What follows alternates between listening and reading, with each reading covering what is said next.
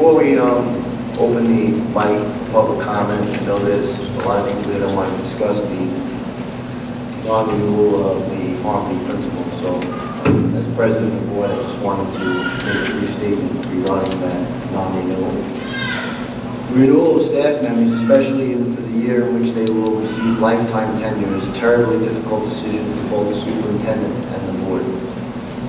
The state laws that control these decisions require the superintendent to make a recommendation and require each individual board member to consider that recommendation and make his or her best, most honest vote based upon all the circumstances of the situation. This is not a quick process. We truly struggle with all of these decisions. We take them very seriously and give them the time and attention they deserve. The renewal of an employee doesn't mean that employee is perfect. And a non-renewal of an employee doesn't mean that employee didn't have his or her strengths. In this case, by the majority vote that the law requires, the majority of the board members did not support the recommendation for renewal and the conferral of lifetime tenure. With regard to Mr. Paulson, this board and previous boards have struggled with his appointment and renewals. In 2011, he was renewed with 7 votes. In 2012, he was renewed 5-4. This year, renewal was voted down 4-5. Each year, we have taken the matter and all renewal decisions very seriously, considered the recommendation of the superintendent, and then we have each voted our own conscience.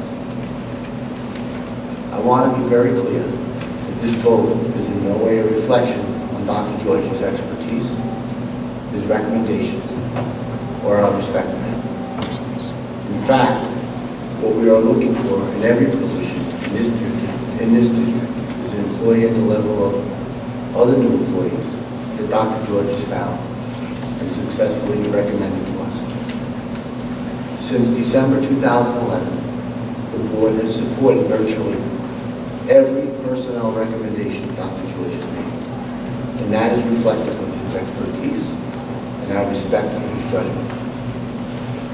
With regard to specific reasons for any individual board member's vote on this issue, or any personnel issue, those reasons are private. We will not publicly criticize our employees, nor will we publicly discuss their performance. Public comments are welcome, but the board will not get into a public debate about the merits of any employee.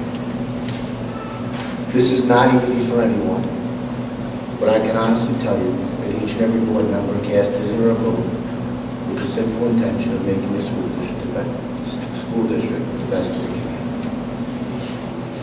With that being said, George. Yes, I would like to add a statement. Well, I was initially disappointed when the Board of Education did not vote for my recommendation for Mr. Paulson. I do respect the board's statutory responsibility to vote.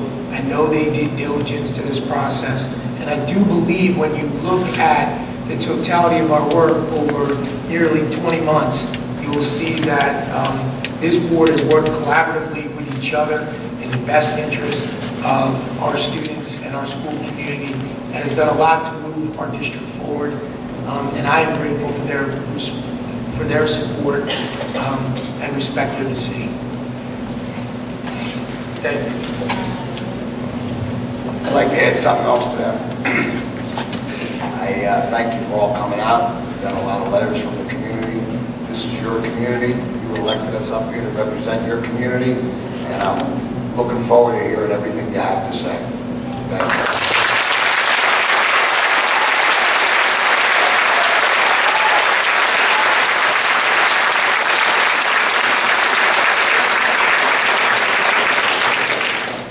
All right, at this time, I would like to open the mic up for public comment on any item for 30 minutes. Can I please just ask everyone to sign in and state your name as well? My name is Ellen Cratian. I've lived in Middletown since 1968. I've been in the field of education since 1959. I sat where you're sitting, from 1982 to 1985. And I have the temerity to come here tonight to tell you you've been misguided and you've made a mistake. Maybe more than one, but I can only speak myself for one. Special education teachers are not created by certification. Special education teachers are very special people. I'm not a special education teacher, I wasn't. But I'm a special education grandmother. I have a 7-year-old grandson who's autistic. And he's had 4 years in school already. And he's done well under the circumstances. But last year, in kindergarten, we saw growth in confidence and self-respect, self-esteem, the ability to initiate, the ability to make friends. His small group was taken by his wonderful teacher, Mr. D.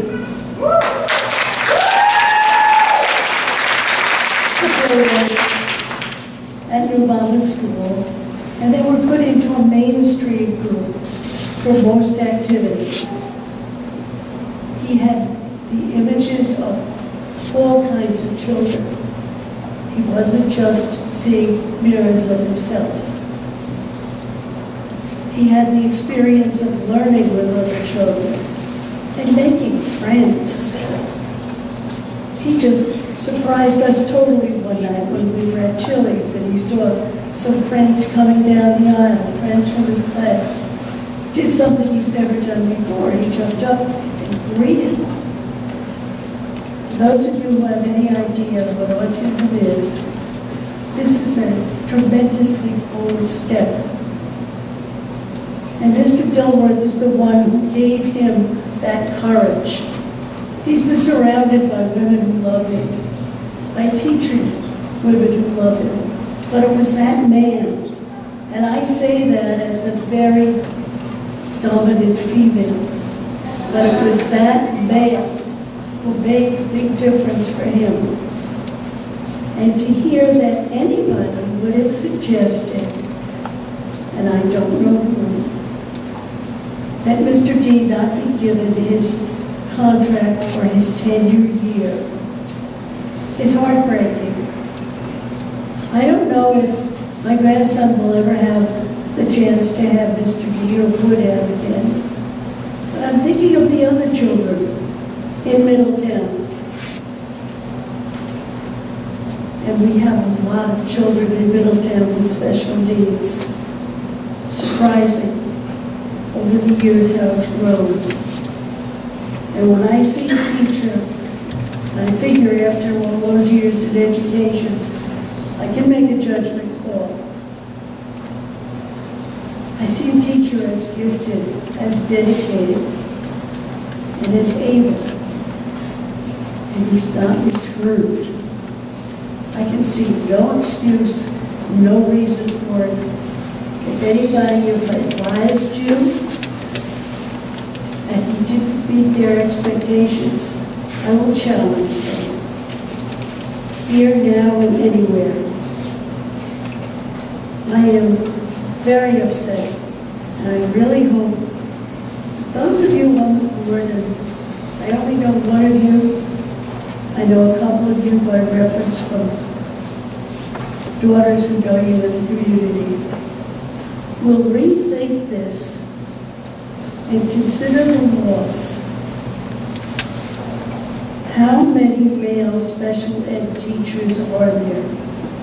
And those of you who are husbands and fathers know, you regard that need to be a presence in your children's lives to give them a certain quality, different from what mom gives. And you're removing this very special. And in an absolute minority in our group, in our schools. I really think wherever the advice came from, wherever you took your word from, and denied him his contract, I would challenge it, because I see what this man can do, and my heart aches for the children who won't receive the benefits of Mr. D. Thank you.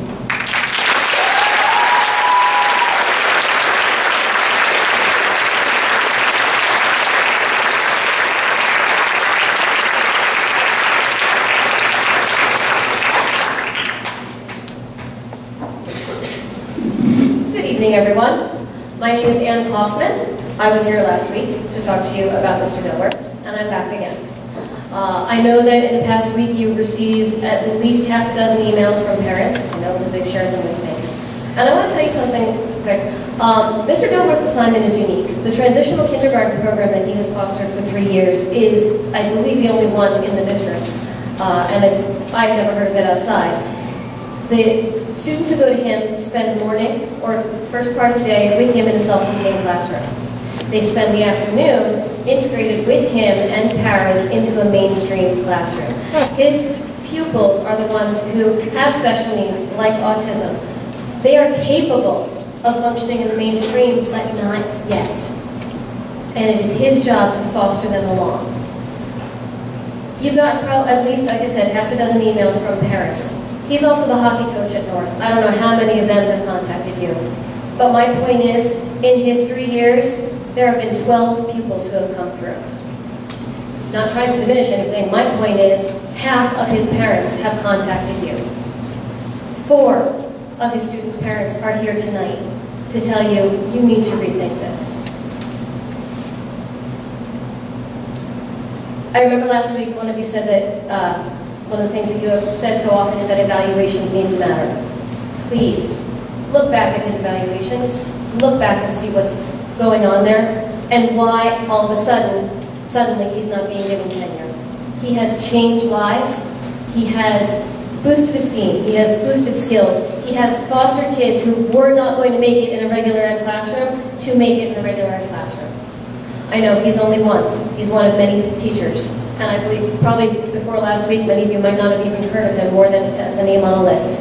Please take a look at his case. Revisit it for the good of the district. Thank you very much.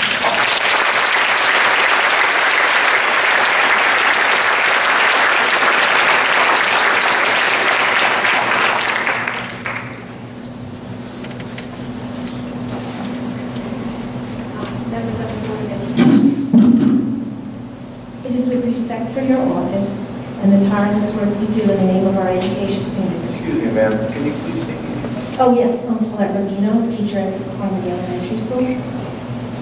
Should I start over? It is with respect for your office and the tireless work you do in the name of our education community that we, the undersigned staff of Harmony School, appeal to you. We are speaking in support of our principal, Mr. Eric Holson, in the hopes that you will revisit your decision in your recent vote. We would like to make you aware of the following. Since the moment he stepped through our doors, he has maintained one mantra: children first. He has had a positive impact on the morale of children, parents, and staff. By implementing new programs like bucket fillers and the Super Bowl of reading, he has created an atmosphere where academic and behavioral achievements are applauded and the children feel special and safe. It has been reported by the Child Study Team that he has been able to facilitate proper and timely placement for some of our special ed students in some difficult situations. His astute knowledge and support of the special ed population has enhanced their educational experience. As an example, his exceptional knowledge of technology has enriched both special ed and general ed classrooms and inspired teachers to take advantage of the smart boards, smart tables, and other components that he has facilitated the purchase of throughout our school. He has an open door policy, and this has allowed for easy communication about issues that confront students, teachers, and parents on a daily basis. The team has also reported that Mr. Bolson has, in his short time as principal, established a positive rapport with parents and team members. As a result of his demeanor and astute understanding of the students, he has alleviated and de-escalated complex situations, resulting in solutions and placements that have satisfied all involved parties. He is involved with staff on a daily basis and takes the time to fully understand their needs. The staff finds him to be extremely supportive of their decisions and always helpful in their implementation. He has completely revamped the IRNS procedure to involve parents, resulting in a more effective and more efficient system that provides improved outcomes for students, parents, and teachers. In closing, we urge you to seriously acknowledge the outpouring of support, positive letters, and survey responses from Mr. Wilson, and the presence of those here tonight who are willing to appear in person with their testimonials. We believe that this far outweighs the import of an anonymous letter filled with unsubstantiated and false allegations that were never investigated. We hope that you will use this information that the Harmony community has so carefully prepared for you to reconsider your decision. As stakeholders in the education of our Middletown children, we thank you for your time, your consideration, and your willingness to hopefully revisit this decision.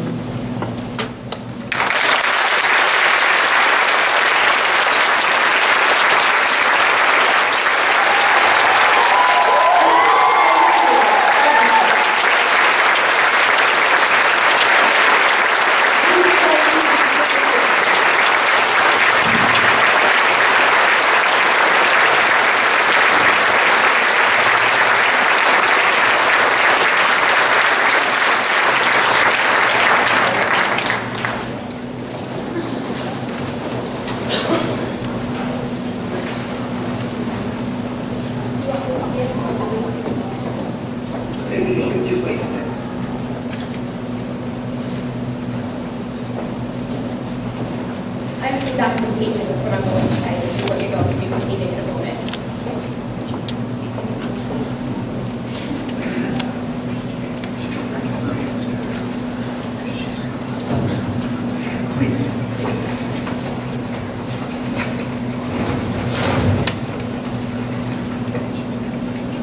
I'm going to begin, well, while you read the papers, if that's okay with everyone.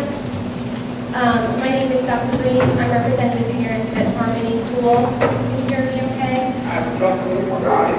Okay, sure. I need more Sure, volume. no problem. I'm an audiologist. I'm great with volume, but no problem. Thank you. I stood before you last week in support of Mr. Paulson and told you how devastating our children would be if he wasn't the principal. I still believe this is true, and many of us have not told our younger children because the idea is just so devastating to us. This past week has been difficult, I'm sure, for all of us. I'm sure it was not an easy week for anyone, here. We respect that as board members you make difficult decisions. We know these decisions are more difficult with a tenure year. We also respect that legally you cannot explain the personnel issues that have affected some of your decisions not to rehire Mr. Paulson. However, the outpouring of support for Mr. Paulson has been amazing, and not just within our school, but also within our community.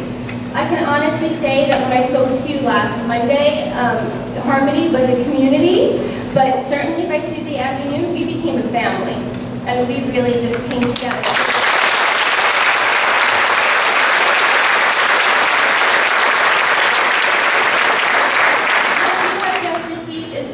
Of over 1,200 signatures of people in the community that do support us.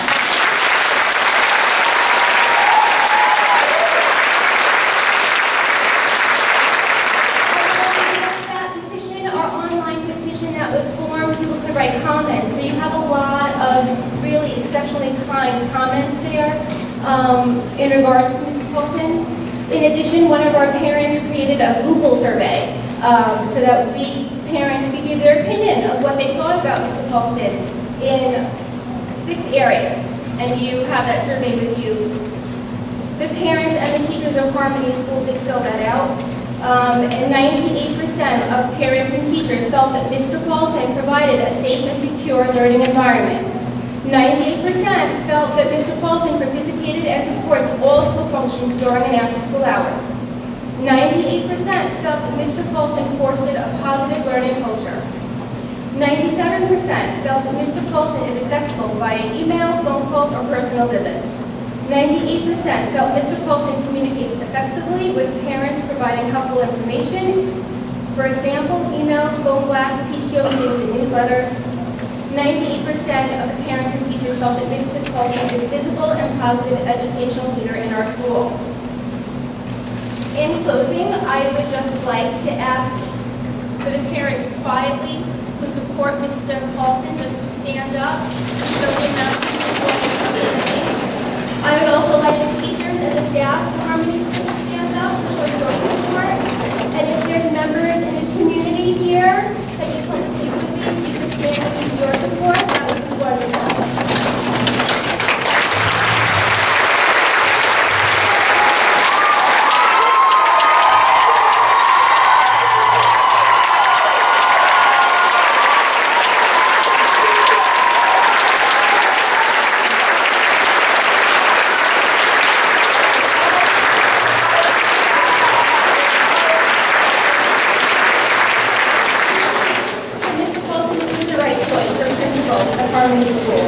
The evidence that we help provide you, I hope, does ensure that.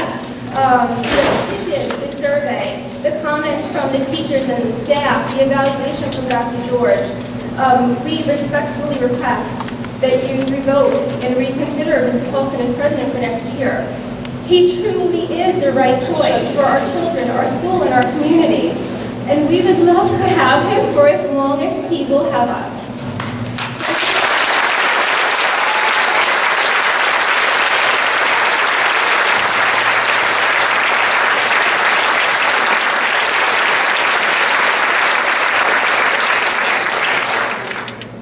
Excuse me, Mr. Porton, I'd like to ask a question, and I know all you people out here have babysitters and your older children watching your kids, and you know, I'm going to ask a question, and I hope my board sees what your community wants. But is there a way that we can go for a revote right now to go to executive session?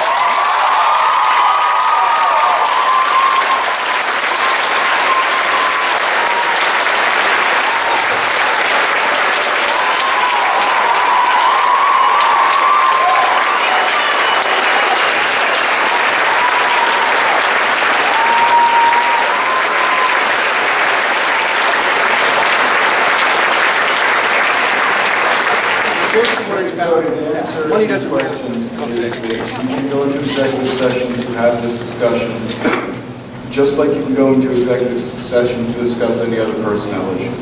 It would require somebody to make a motion. It would require somebody to second that motion. It would require it would require a board member to make a motion, a board member to second it, and then 5 board members to vote in favor of going into executive session for that discussion. Okay, answer your question. Thank you very much. I'm going to try this for the public.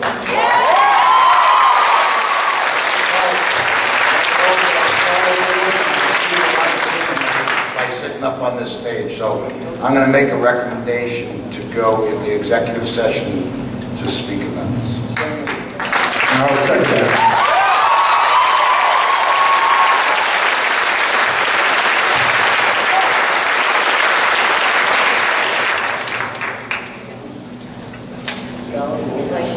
You have to have comment or discussion.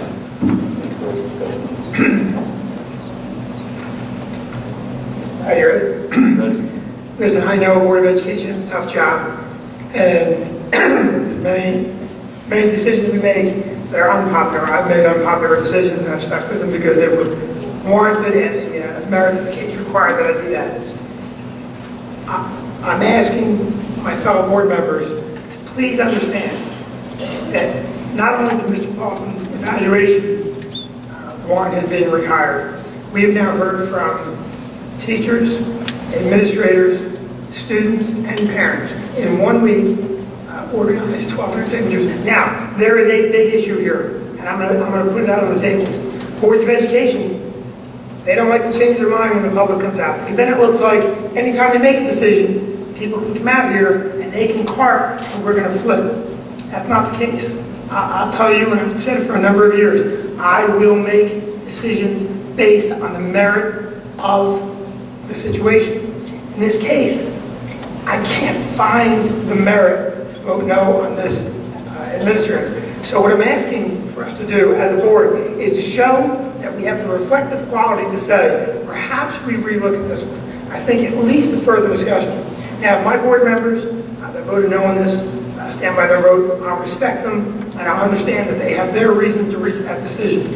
But I really feel this conversation should occur, because if we heard from the wide range of people involved in this particular decision, and they all support this man, we really should have the reflective quality in us to know that perhaps we do need to rethink something.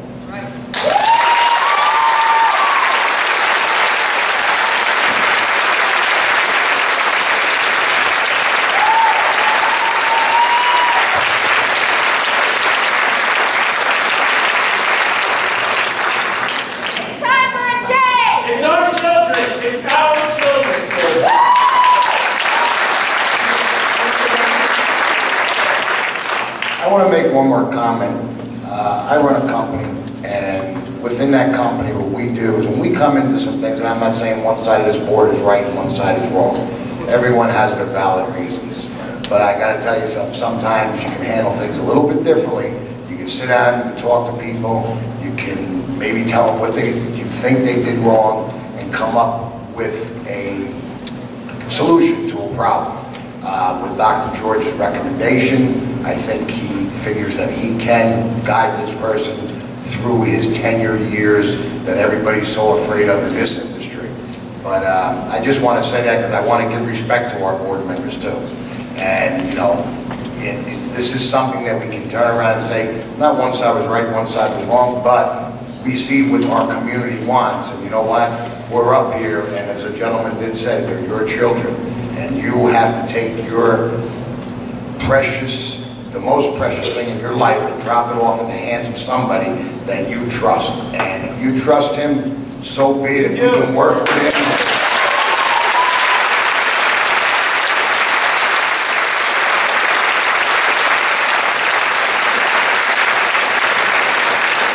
I gotta trust, I have to, and I want my board members to trust.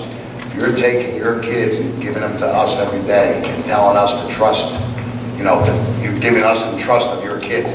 Well, what we got to do is sit up here tonight and trust you and say this is who you want there. So, you know, I don't want to get into one side or other side. Let's go and talk, let's make a vote, and let's see if maybe we can work this out.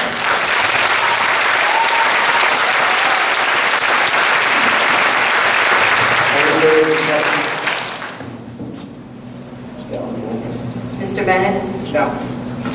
Mr. Brand? Yes. Yes. Mrs. Caminiti? No. Mr. Cody? Yes. Mr. Donnelly? Yes. Mrs. Griffin? No. Mr. Wexelberg? Yes. Mrs. Minuis? No. Mr. Avita? Yes.